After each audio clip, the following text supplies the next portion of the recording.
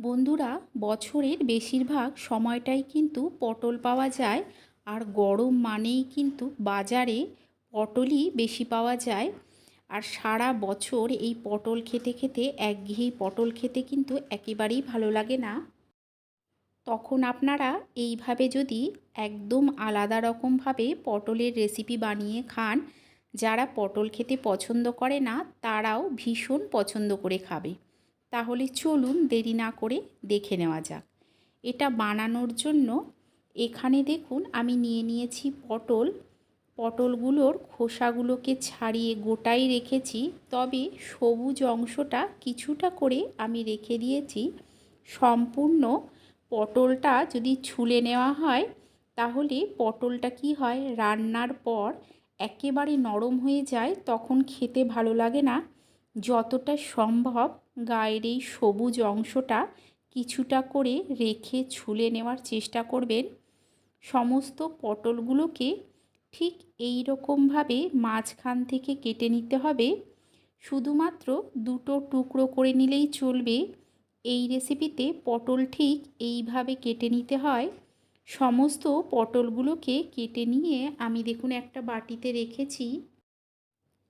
এখন এর মধ্যে দিয়ে দিচ্ছি দেখুন আমি লবণ দিয়ে দেব, আর দিয়ে দেব অল্প হলুদ। লবণ আর হলুদ দিয়ে পটলের গায়ে খুব ভালো করে মেখে নিতে হবে। এটা হাত দিয়ে ঠিক এইভাবে পটলের গায়ে ভালো করে মাখিয়ে নিতে হবে। সমস্ত পটলের গায়ে লবণ আর হলুদটা ভালো করে মেখে নেব। আজকের এই রেসিপিটা ভাত দিয়ে খেতে যেরকম ভালো লাগে, রুটি দিয়েও খেতে কিন্তু ভীষণ ভালো লাগে। পটলগুলোকে লবণ হলুদ মাখিয়ে কিছুক্ষণ রেখে দেব। ততক্ষণ অন্যদিকে দেখুন আমি নিয়ে নিয়েছি আলুগুলোকেও লম্বা টুকরো করে কেটে নিয়েছি। পটল যেহেতু লম্বা কেটেছি তাই আলুটাকেও লম্বা করে কেটে জলে ভিজিয়ে রেখেছি। এখানে একটা বাটির মধ্যে দেখুন আমি নিয়ে নিচ্ছি পোস্ত। এখানে আমি 2 চামচ নিলাম পোস্ত। আর নিয়ে নেব এখানে আমি কালো সর্ষে 2 চামচের মতো নিয়ে নিচ্ছি। এর সঙ্গে নিয়ে নিচ্ছি দেখুন আমি তিল। এখানে দিচ্ছি আমি সাদা তিল 1.5 চামচের মতো সাদা তিল। এর সঙ্গে কয়েকটা শুকনো লঙ্কা, তবে শুকনো লঙ্কার পরিবর্তে আপনারা কাঁচা লঙ্কাও দিতে পারেন। শুকনো লঙ্কাতে রঙটা একটু সুন্দর হয় বলে দিলাম। জল দিয়ে এগুলোকে ভিজিয়ে আমি বেটে নেব। অন্যদিকে একটা কড়াই বসিয়ে দিয়েছি, এতে দিয়ে দিচ্ছি দেখুন সর্ষের তেল। তেলটা যখন গরম হয়ে যাবে তখন দিয়ে দিচ্ছি দেখুন লবণ আর হলুদ মাখিয়ে রাখা পটলগুলো। সমস্ত পটলগুলোকে দিয়ে একবার ভালো করে তেলের সঙ্গে মিশিয়ে নিতে হবে। এই সময় গ্যাসের ফ্লেমটাকে আমি মিডিয়ামে রেখেছি। গ্যাসের ফ্লেমটাকে মিডিয়ামে রেখে প্রথমে পটলগুলোকে ভালো করে মিশিয়ে নিতে হবে। মিশিয়ে নিয়ে লো টু মিডিয়ামে করে পটলগুলোকে ভেজে নিতে হবে। দেখুন লো টু মিডিয়ামে করে আমি পটলগুলোকে ভেজে নিচ্ছি। পটলগুলোতে হালকা লাল যখন রং ধরে আসবে আর কিছুটা নরম হয়ে আসবে, সেই অবস্থা অবধি এগুলোকে ভেজে নিতে হবে। খুব কড়া কালো করে ভাজার প্রয়োজন নেই। বেশি ভাজলে পটলের রঙটা খারাপ হয়ে যায়। দেখুন এটা হালকা রং ধরে চলে এসছে। এখন সমস্ত পটলগুলোকে আমি তুলে নেব। সমস্ত পটলগুলোকে তুলে নিয়ে ওই কড়াইয়ের মধ্যে দিয়ে দিচ্ছি আর অল্প সর্ষের তেল। এবার যে আলুগুলো আছে সেগুলোকে দিয়ে এই আলুর মধ্যে দিয়ে দিচ্ছি দেখুন লবণ, আর দিয়ে দেব হলুদ।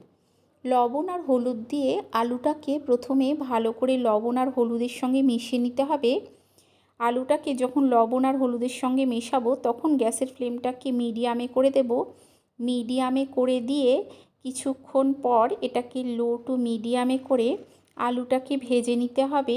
আলুটা একটু লাল করে ভাজতে হবে। এই রেসিপিতে আলুটা ভাজাটা ভালো হলে তবেই কিন্তু খেতে ভালো লাগে। দেখুন একটু সময় ধরে উল্টে পাল্টে আমি আলুটাকে একটু ভালো করে লাল করে ভেজে নেব। তবে এই আলুটা ভাজার সময় আমি লো টু মিডিয়ামে রেখে গ্যাসটাকে ভেজে নেব। হাইতে করে ভাজলে কি হবে, আলুটা ভাজা ভালো হবে না, ভেতর থেকে কাঁচা থেকে যাবে, আবার অনেক সময় পুড়েও যায়। দেখুন আলুটা আমার ভাজা হয়ে গেছে। এখন এগুলোকে আমি তুলে নেব। সমস্ত আলুগুলোকে তুলে নিয়ে ওই কড়াইয়ের মধ্যেই দিয়ে দিলাম কিছুটা সর্ষের তেল। ফোড়নে দিচ্ছি দেখুন গোটা জিরে, এর সঙ্গে দিয়ে দিচ্ছি একটা শুকনো লঙ্কা। ফোড়নটাকে কয়েক সেকেন্ড ভেজে নেব। ভেজে নিয়ে এতে দিয়ে দেব আমি গোটা পোস্ত। এখানে দেখুন আমি তেলের মধ্যে দিয়ে দিচ্ছি গোটা পোস্ত। এই গোটা পোস্তটা দিয়ে কিছুক্ষণ ভেজে এটা রান্না করবেন, এর স্বাদটা একেবারে অন্যরকম হবে। পোস্তটাকে কিছুক্ষণ দেখুন আমি ভেজে নিয়ে দিয়ে দিলাম জিরে গুঁড়ো, এর সঙ্গে দিয়ে দেব হলুদ গুঁড়ো আর দিয়ে দেব লঙ্কার গুঁড়ো। মশলাটা যাতে না পুড়ে যায় দিয়ে দিচ্ছি দেখুন জল। জলটা দিয়ে মশলাটাকে ভালো করে মিশিয়ে নেব। মিশিয়ে নিয়ে গ্যাসের ফ্লেমটাকে লোতে করে দেব। যেহেতু মশলাটা একদম কম, যতটা সম্ভব গ্যাসের ফ্লেমটা লোতে করে কিছুক্ষণ কষিয়ে নিতে হবে। অল্প কিছুক্ষণ দেখুন আমি মশলাটাকে কষিয়ে নিচ্ছি। যখন দেখবেন যে এর থেকে কিছুটা তেল আলাদা হয়ে চলে এসছে, তখন দিয়ে দিতে হবে যে সমস্ত মশলাগুলোকে আমি ভিজিয়ে রেখেছিলাম সেগুলো বেটে নিয়েছি। সর্ষে, পোস্ত, সাদা তিল, শুকনো লঙ্কা, বেটে নেওয়া মশলাটাকে দিয়ে অল্প কিছুক্ষণ মশলাটাকে কষিয়ে নিতে হবে। দেখুন অল্প কিছুক্ষণ মশলাটাকে আমি কষিয়ে নিচ্ছি। এই সময় এতে দিয়ে দিলাম আমি লবণ। যেহেতু সর্ষে দেওয়া আছে, অনেকে মনে করেন যে সর্ষে দিয়ে কষালে এটা তেতো হয়ে যাবে। এই কষানোর সময় এতে লবণ দিয়ে নেবেন, আর বাটার সময়ও কিছুটা যদি লবণ দিয়ে নেন তাহলে কিন্তু সর্ষে একেবারেই তেতো হবে না। কিছুক্ষণ কষিয়ে নিয়ে দিয়ে দিলাম ভেজে রাখা আলুটা আর পটলটা। আলু আর পটল দিয়ে মিশিয়ে আরও কিছুক্ষণ হতে দেব। আপনাদের যদি এই রেসিপিটা ভালো লেগে থাকে লাইক করে দেবেন, শেয়ার করে দেবেন, কমেন্ট করে জানাবেন যে কেমন লাগলো। আর চ্যানেলটাকে অবশ্যই সাবস্ক্রাইব করে দিয়ে পাশে থাকা বেল আইকনটা প্রেস করে দেবেন, যাতে নতুন কোনো ভিডিও দিলেই সবার আগে আপনার কাছে পৌঁছে যায়। আর ফেসবুক থেকে দেখলে চ্যানেলটাকে অবশ্যই ফলো করে নেবেন। দেখুন আমি ভালো করে এটাকে কষিয়ে নিয়েছি। এখন এই সময় এতে দিয়ে দেব জল। জলটা দিয়ে মশলার সঙ্গে ভালো করে মিশিয়ে নেব। মিশিয়ে নিয়ে দিয়ে দিচ্ছি স্বাদ অনুযায়ী লবণ। দিয়ে আমি এটাকে ঢাকা দিয়ে সেদ্ধ হতে দেব।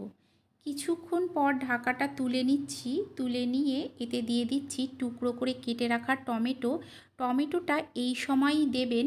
আর দিয়ে দিলাম স্বাদ অনুযায়ী মিষ্টি। টমেটোটা আগে দিলে কি হয়, একদম গলে যায়, তখন খেতে ভালো লাগে না।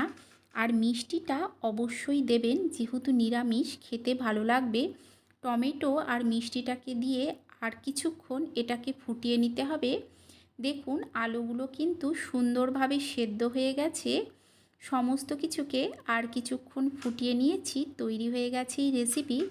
আপনারা এইভাবে অবশ্যই বানিয়ে খাবেন, খেতে ভীষণ সুন্দর হয়। আশা করছি আপনাদেরও ভালো লাগবে। তাহলে চলুন দেখা হচ্ছে আরও একটা নতুন ভিডিও নিয়ে।